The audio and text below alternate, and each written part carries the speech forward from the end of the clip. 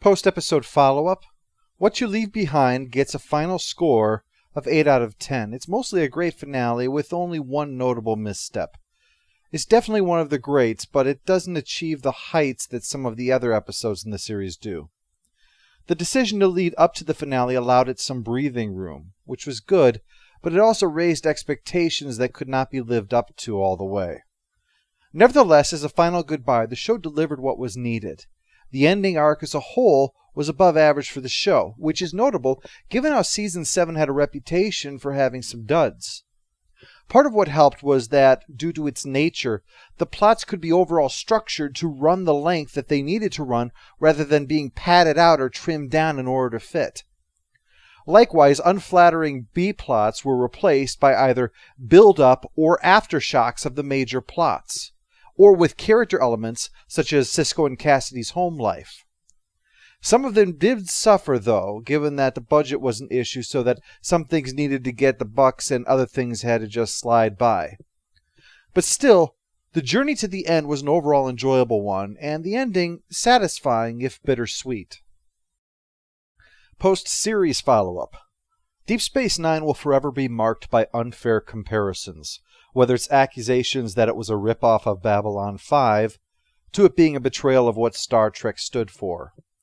It was the show that had to share the most, needing to coexist with TNG, Voyager, and 3 Star Trek films, and needing to bend as needed in order to accommodate them. It's the only Star Trek series to date not centered on the idea of exploration, but that left the way open to explore other things, like war, politics, spirituality, and lingering consequences.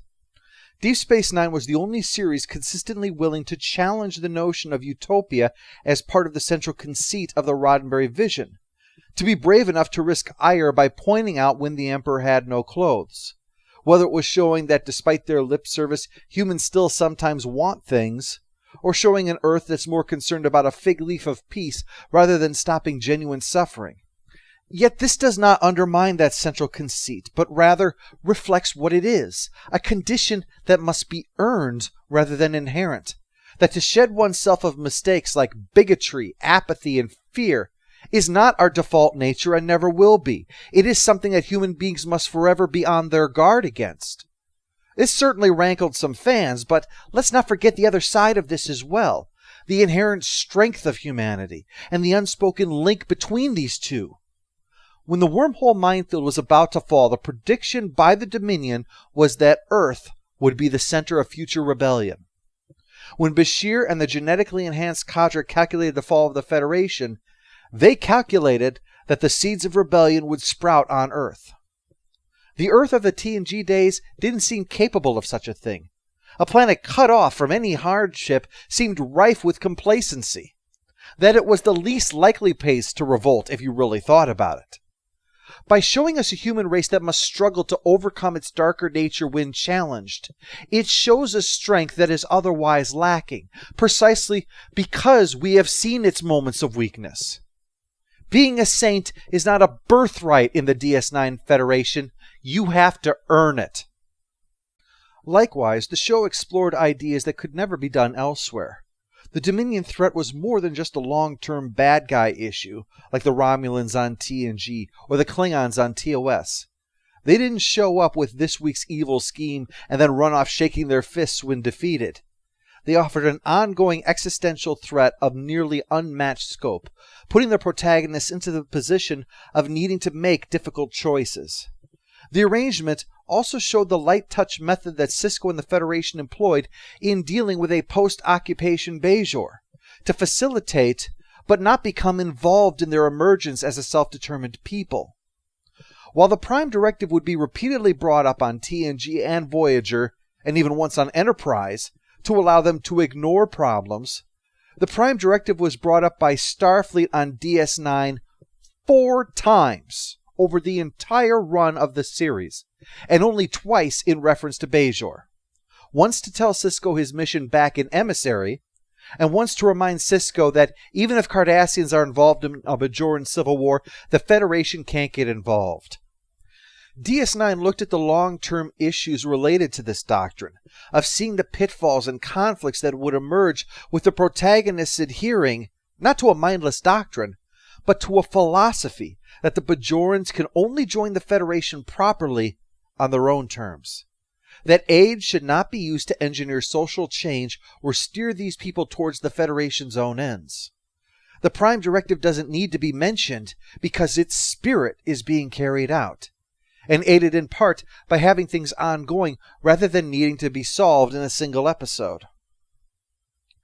The show had its share of missteps, to be sure, miscalculations or just outright flops. It struggled sometimes between walking the line between the two sides, like making a character try to seem fun while instead coming across as smarmy and insufferable, or the attempt to round out the character of Ducat and unfortunately doing so good a job they were forced to overcorrect and make his villainy undeniable. But while the show would sometimes be awful, it was far more often that when it misstepped, it was just dull. It wasn't terrible, which separates it from the other shows of its era. This is why DS9 scores on this show often necessitated the reminder of how the scoring system worked, because a below-average DS9 episode was often typically on the level of quality of what one might expect from Voyager or Enterprise. The Prophets would also ultimately rank as one of the series' missteps. The initial ideas of them were promising, but eventually they ran into the same problem that the Borg ran into. Take this interesting and unique thing and impose preconceived notions upon it. I bring up the Borg as an example because they made the transition to insect colony to conform to a preconceived notion, which stripped them of the unique nature of the Borg. The Prophets likewise were eventually placed in the position of conforming to existing expectations of divinity, introducing Pa-wraiths, the bad spirits opposed to the good spirits, and birthing their own emissary through union with a human.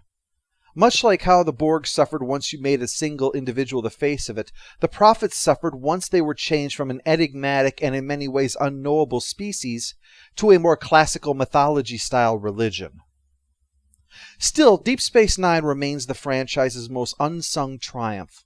While it lacked the overall pop culture penetration that the first two series had, it succeeded in being a pioneering and original series that sought to explore virgin territory without needing to go anywhere, with a strong influence on character and personal issues even in the face of problems that leave one feeling helpless. Deep Space Nine made mistakes because it was a show that was willing to take chances.